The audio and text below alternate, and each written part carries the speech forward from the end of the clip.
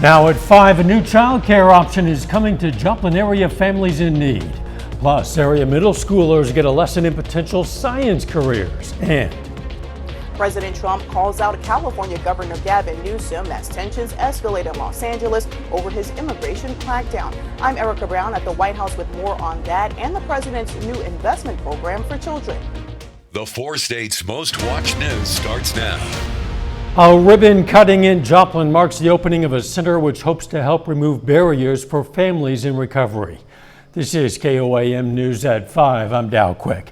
Lafayette House is a nonprofit which offers services to help those who've experienced domestic violence, sexual assault, and substance use disorders. This week, the organization is opening Second Steps, a child care center for children up to 5 years old. The center welcomes both Lafayette House clients and community families who might be eligible for child care assistance programs. Those involved say the center will address a critical need in Southwest Missouri. It's been a struggle for our staff to make sure that we have child care for our clients. It's a great need, and we wanted to make sure that we addressed it. So our entire year plus has been looking at re-envisioning services and how can we recommit to our clients to remove that barrier. Tomorrow, an open house will be hosted for the Second Steps Child Care Facility. That'll be from 4:30 to 6:30. Families currently enrolled or interested in enrolling are encouraged to visit. Local middle school students took a field trip to Missouri Southern to learn all about science-related careers. The event's called Middle School Science to Jobs Summer Academy. Students got the opportunity to engage in hands-on experiments through medical simulation and nature labs. The goal, to spark curiosity in young minds through mathematics, engineering, and modern technology. And the experiments is actually tied to the International Space Station, dealing with plants. They also have VR headsets in there where they're learning about cells. They can build their own monster, coding their own DNA. Such a game changer. It makes it so much easier for me as a teacher to explain those really difficult concepts and for the students to grasp them. So, I mean, for me, this is a top tier excitement for stuff like this. 164 students attended this event.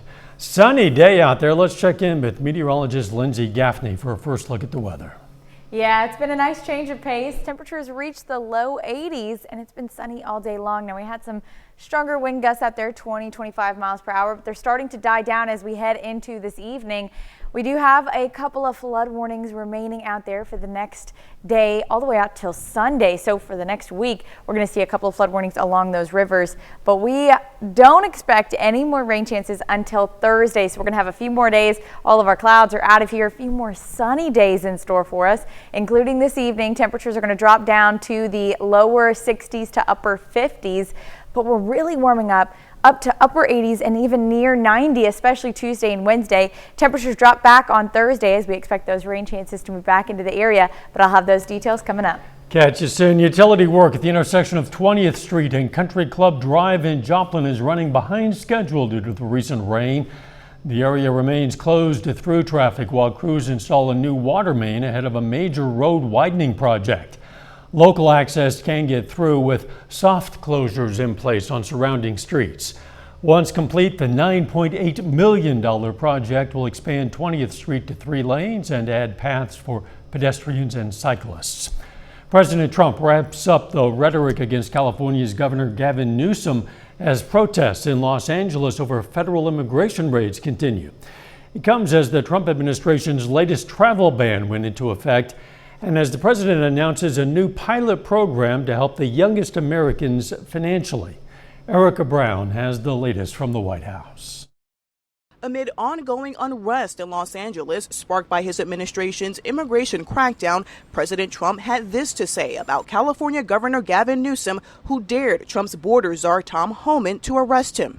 Should he do it? I would do it if I were Tom. I think it's great. This weekend, the president deployed National Guard troops to the city to quell demonstrations over the objections of state and local leaders. I like Gavin Newsom. He's a nice guy, but he's grossly incompetent. The developments come as the president's latest travel ban went into effect Monday. It bars citizens from 12 countries, including Afghanistan, from entering the United States. I feel very dehumanized, like I am not considered a human just because of my community. At the White House this afternoon, the president formally announced new savings accounts being dubbed Trump accounts. The pilot program is included in the massive budget package Republicans are trying to pass.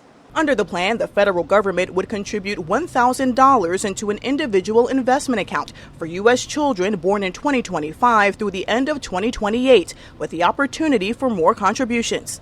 These accounts will be private property controlled by the child's guardians, and in many cases, those guardians will be the parents. And about 30 miles from the White House, tanks and other military equipment have started to arrive ahead of Saturday's military parade in D.C., celebrating the Army's 250th birthday. Erica Brown, CBS News, the White House. A number of companies, including Dell and NVIDIA, announced they're going to invest in Trump accounts on behalf of their employees' children as well. Coming up, some skincare videos on TikTok could be leading teens to potentially dangerous products and routines.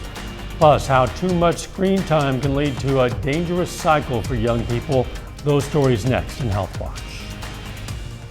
Stripes mattress sale is going on now. Save up to 1-565-1064.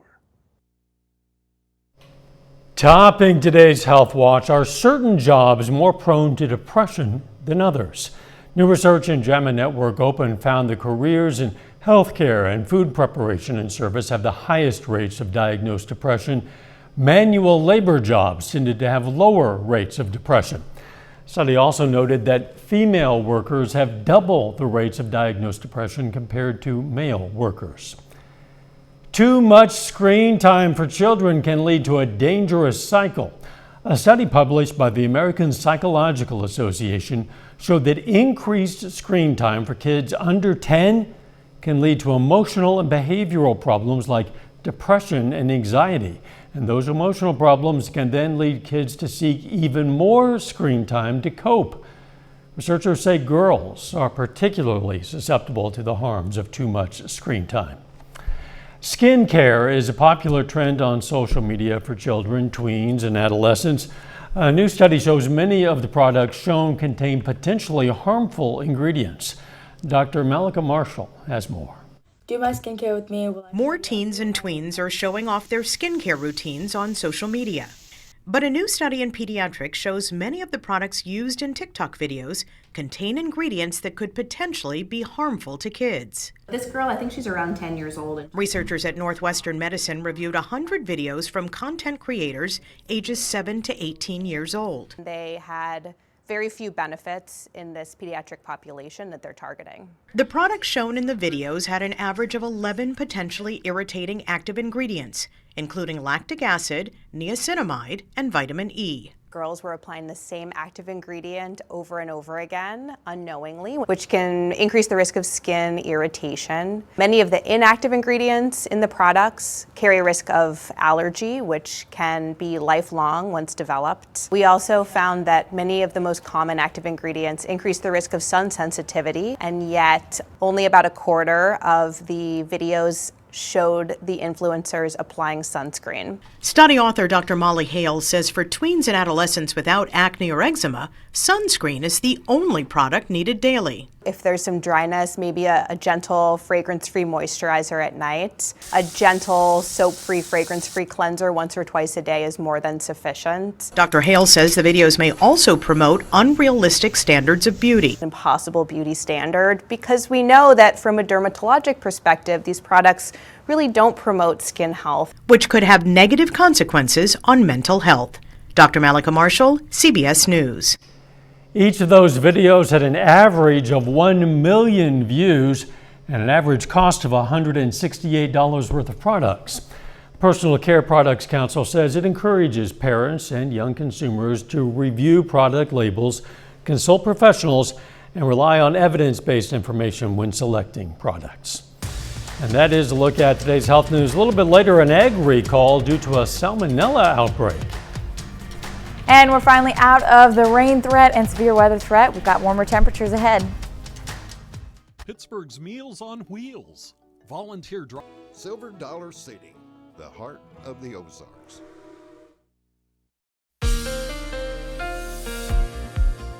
Well, we finally had a warm, sunny day for us today. Now taking a look outside downtown Joplin from the Cornell Arts and Entertainment Complex. We've got those sunny skies out there, really not a cloud in sight. We do still have a couple of flood warnings across the area along the Neosho River out in Commerce and up in the Osage River in Nevada.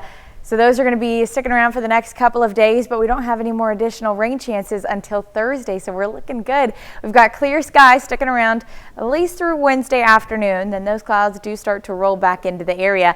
But until then, we're going to be dealing with some pretty warm temperatures.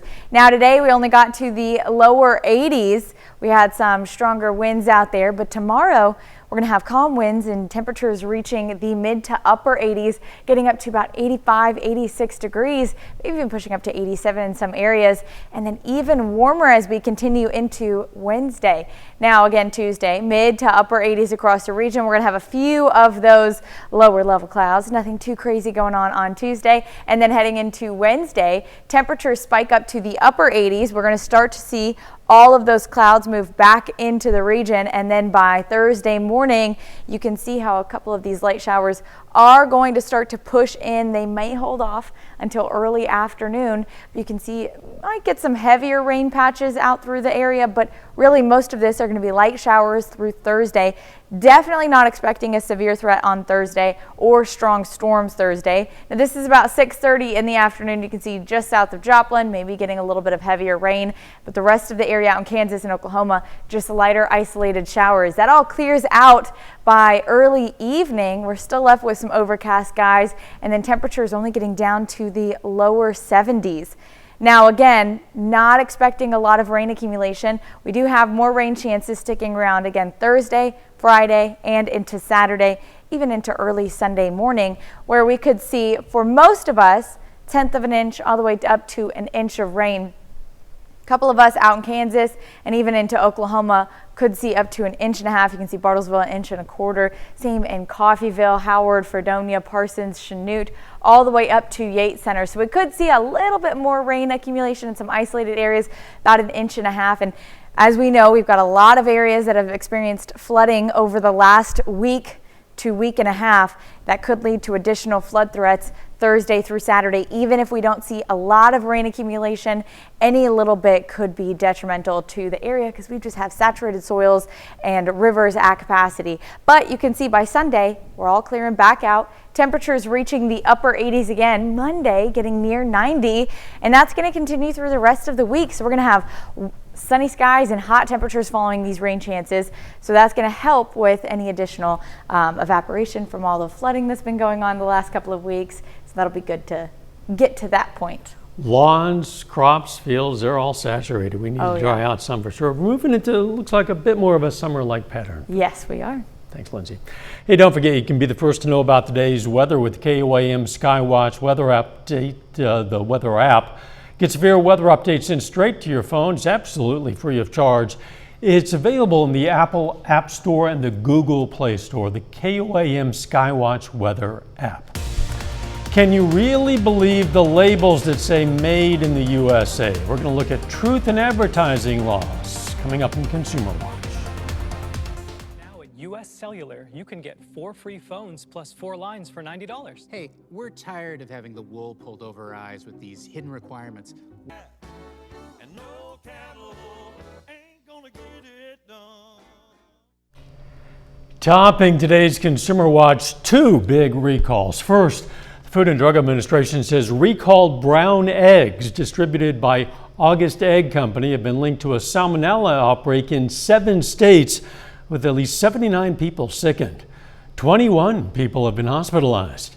The eggs were sold under multiple brand names, including Clover, First Street, and O Organics. The FDA is urging consumers, restaurants, and retailers not to eat or serve the eggs and to sanitize any surfaces they come in contact with. The recall affects retailers in Arizona, California, Illinois, Indiana, Nebraska, New Mexico, Nevada, Washington, and Wyoming. None in the immediate area. The federal investigation into that outbreak continues.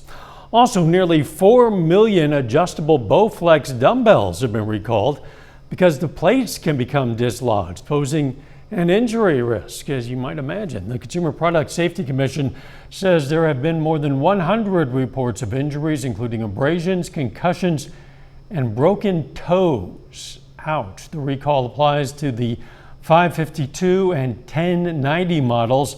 Owners are urged to stop using the dumbbells immediately and contact the company for a full refund or free replacement. As President Trump's trade wars continue, more consumers are searching for Made in the USA labels. But are those labels always legit? Consumer correspondent Asha Qureshi has the story of one woman who found that some labels can be misleading. You hesitate? Did you say, oh, this is great? I thought, wow, it's kind of a mainstream company and they're offering it. I should have jumped on this first. When Mary Schubart set out to buy bedding for her twins heading off to college, she wasn't just thinking comfort. So the number one priority for you was safety. You wanted bedding that was going to be non-toxic and safe for your kids. Yeah, there were other advantages. I like the idea of buying to support the local economy, but my overriding concern was safer. She thought she'd found the perfect mattress pads from Pottery Barn Teen, advertised online as crafted in the USA. But when they arrived, a surprise. Opened up the box, opened up the mattress pads, and it was a little inconspicuously noted, but it was noted on one of the tags that the product was actually made in China. I knew it is one of the countries that has less stringent regulations pertaining to health and pertaining to final product production, so I was disappointed. Schubart reported what she'd discovered to Truth in Advertising, a nonprofit watchdog group that investigates when companies make false claims. Here in the bottom, in italics, in fine print, it says Made in China. Laura Smith is Truth in Advertising's legal director. She says they had already flagged false claims by the company to the Federal Trade Commission.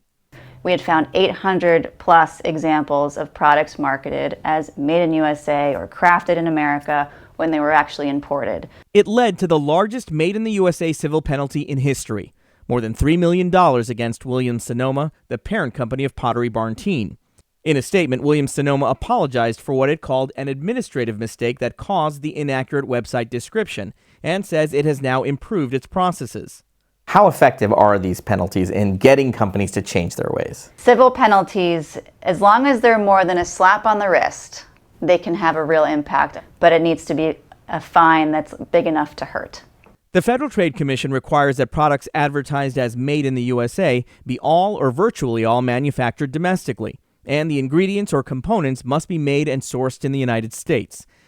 That's the issue in a current lawsuit against Reynolds Aluminum Foil for its Made in the USA label. The suit claims the product's key raw material, bauxite, is not mined in the U.S. Reynolds says the claims have no merit and will defend the case.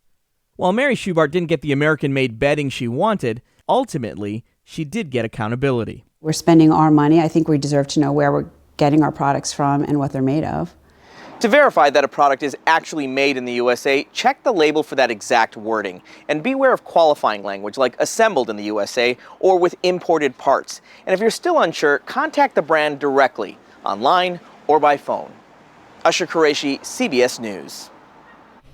And Lilo and Stitch blasted to the top of the weekend box office again, earning more than $32 million in North America over the weekend. The John Wick spin-off Ballerina, it danced to number 2 in its debut with $25 million, and Mission Impossible here, The Final Reckoning, it continues its run at third with $15 million.